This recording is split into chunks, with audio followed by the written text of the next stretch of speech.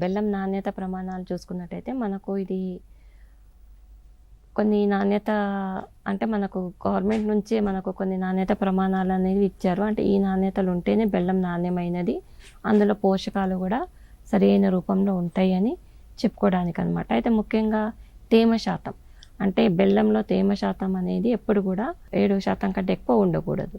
ఒకవేళ 7% కంటే తక్కువ ఉంటే అది మంచి నాణ్యత గల బెల్లం అని చెప్పుకోవచ్చు.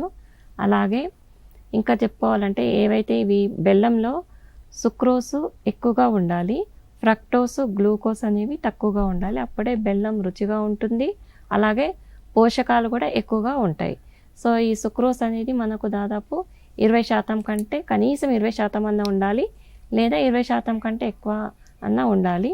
అదే ఫ్రక్టోస్ అయితే మనకు చాలా తక్కువగా ఉండాలి, అంటే 10% కంటే కూడా ఫ్రక్టోస్ కానివ్వండి, గ్లూకోజ్ కానివ్వండి తక్కువ శాతంలో ఉండాలి.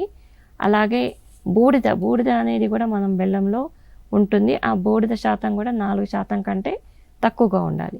ఒకవేళ బూడిద అనేది 4% కంటే ఎక్కువగా ఉంటే ఎప్పుడైతే మనం బెల్లాన్ని నిల్వ చేసుకుంటామో, ఒకవేళ గాలిలో తేమ ఎక్కువగా ఉన్నప్పుడు ఆ గాలిలో ఉన్నటువంటి తేమను ఈ బెల్లం గ్రహించి నాణ్యతని కోల్పోయే అవకాశం ఉంటుంది. కాబట్టి ఈ రకంగా మనం బెల్లం నాణ్యత ప్రమాణాలు పాటించి నాణ్యమైన బెల్లం ఉత్పత్తి చేసుకోవాలి.